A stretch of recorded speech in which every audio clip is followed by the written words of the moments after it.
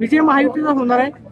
कुणाकडे काय विषय घेऊन जावे हे कळत नाही आणि काल शरद पवार गैरहजर राहिले त्यामुळे पवार साहेबांना माहिती होती की याचं काय होणार नाही, ते राजकीय हुशार आहे. हे बघा, ही लोकशाही आहे, प्रत्येकाला बोलायचा अधिकार आहे. आता तुम्हालाच सांगते पुढचा स्टोरी. काल तुमच्याच सगळ्या चॅनलचे लोक जी उदाहरणं काल महाविकास आघाडीच्या ज्या प्रेस कॉन्फरन्स मध्ये दिली, तुमचेच संध्याकाळी चॅनल त्या घरी गेले. ते तुमच्या चॅनलवर दाखवण्यात आलं की अनेक ठिकाणी तो पत्ताच नव्हता, त्या घरामध्ये लोकच नव्हती आणि ती जी काही नावं होती ती जागेवर नव्हती, ते लोक नव्हते, पत्ते नव्हते. हे मी म्हणत नाहीये, हा डेटा व्हेरीफाय झालेला आहे तुमच्या चॅनल्सवर. म्हणजे आम्ही जर कागदपत्र दाखवली तरी तुम्ही जाऊन व्हेरीफाय केलंच नाही. याचा अर्थ मतदार यादीमध्ये घोळ आहे का, तर आहे. हा फक्त आमचा आरोप नाही आहे, डेटा ड्रिव्हन गोष्ट आहे. आता त्यांना जर वास्तवतेत नाहीच जगायचं तर त्याचं आपण काही करू शकत नाही. आणि शेवटी एका सशक्त लोकशाहीमध्ये प्रत्येकाला बोलायचा अधिकार आहे.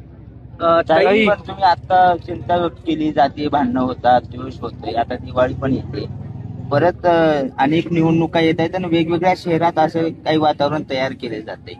ते कोण करते नेमकं? तुम्ही बघताय ना कोण करतंय. बोलणारे कोण आहेत तुमचं चॅनल दाखवतं. त्याच्यामुळे बोलणारे कोण आहेत किंवा त्यांना खत पाणी घालणारं कोण आहे हे किंवा कुठल्या विचारात ते काम करतात हे तुमच्याच चॅनलवरनं रोज आम्हाला कळतं ना. आता आम्हाला कसं कळणार अहिल्यानगरमध्ये कोण काय बोलले?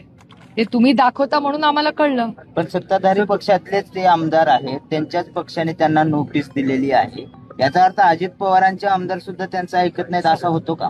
ते नाही मला सांगू शकणार. त्याचं उत्तर ते असतात पुण्यात खूप वेळा, तुम्ही त्यांना विचारा.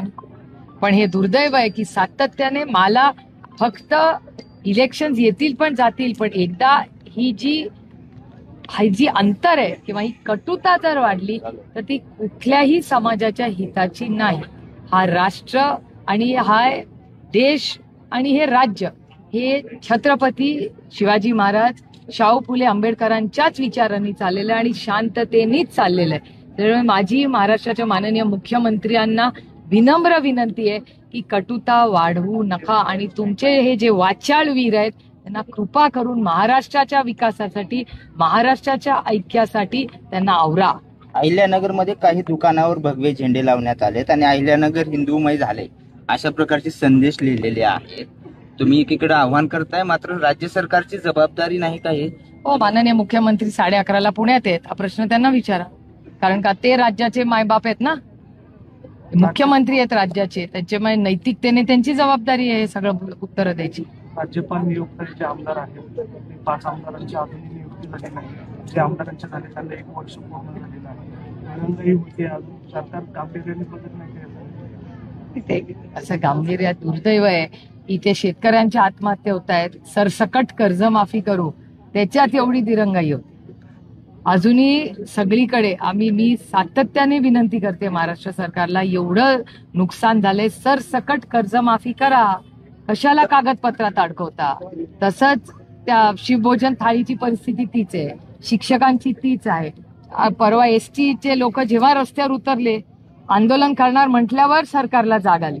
त्याच्यामुळे आंदोलन केल्याशिवाय त्या सरकारकडून न्याय मिळणार नाही. किंवा दुर्दैव आहे, पण सातत्याने ज्या पद्धतीने आत्महत्या या राज्यात वाढतात हे सरकारचं अपयश. ताई, तुम्ही आत्महत्येचा उल्लेख केला. हरियाणातलं IPS ऑफिसरने आत्महत्या केली, का तर केवळ तो दलित आहे म्हणून त्याला टॉर्चर केलं गेल्याचं राहुल गांधी पण भेटले त्यांच्या परिवाराला. काय माहिती घेतली तुम्ही? काय हे सगळं प्रकरण आहे? जर IPS सुसाईड करत असतील तर हे भयंकर आहे. नाही, चिंताजनक आहेच अर्थातच. आणि मला असं वाटतं याची पारदर्शकपणे इन्क्वायरी झाली पाहिजे.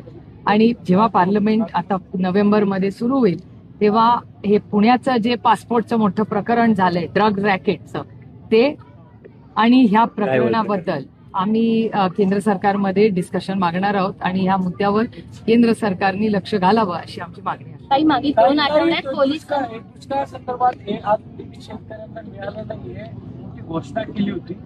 अपयशी ठरलंय का सरकार? पंचनामे सुद्धा झाले नाहीये. हेच तर मी सांगते की सरसकट कर्जमाफी आम्ही करू असं इलेक्शनच्या आधी म्हणले होते.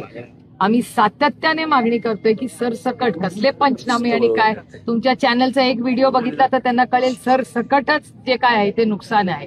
त्याच्यामुळे हे सरकार दिवाळी गोड करणार होतं, अजून तरी पैसे आलेले मी ऐकलेले आहे. आणि कसली गोडी काळी दिवाळी आहे, दुर्दैव आहे.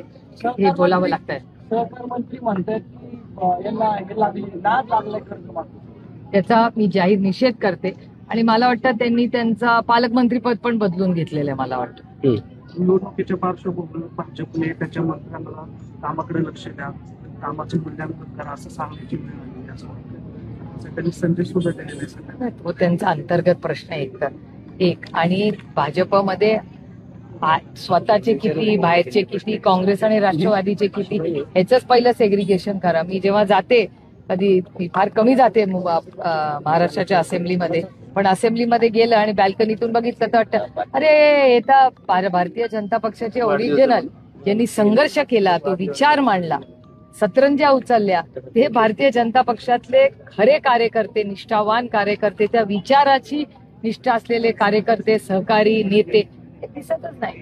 आता बाहेरचेच सगळे दिसतात तिथे आलेले नवीन. ताई, तुम्ही एक ट्विट केलंय, दिवाळी सोबत करणार नाहीये. खरं तर भावनिक साध आहे ही. एक मिनिट सागरदा, भावनिक साध आहे ही की म्हणजे तुम्ही जो काही दुःखाचा डोंगर पवार परिवारावर कोसळला होता, दादा पण म्हणाले की त्यामुळे करणार नाहीत, पण आता पवार कुटुंब एकत्रित पण येणार नाही दिवाळी सणानिमित्त की करणारच नाही सर? काही गोष्टी प्रायव्हेट असतात. माझ्या काकी वारल्या आहेत. Please let's be sensitive about the issue.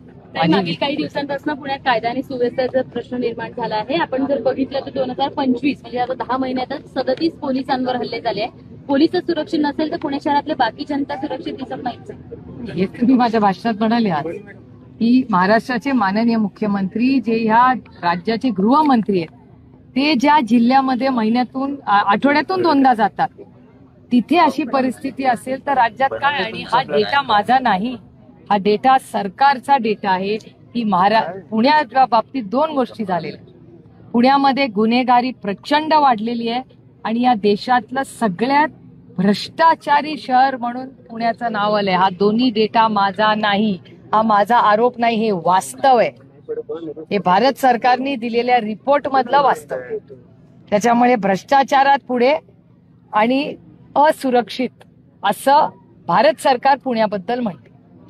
ताई, पुण्याचे सांस्कृतिक शहर, विद्येचं माहेरघर अशी ओळख असणाऱ्या शहराचं अशा प्रकारे नामांकन होणं हे किती म्हणजे नाही, हे जबाबदार आहे आजचं सरकार आहे. या आघाडीचं जे सरकार आहे आज, ही त्यांची जबाबदारी आहे.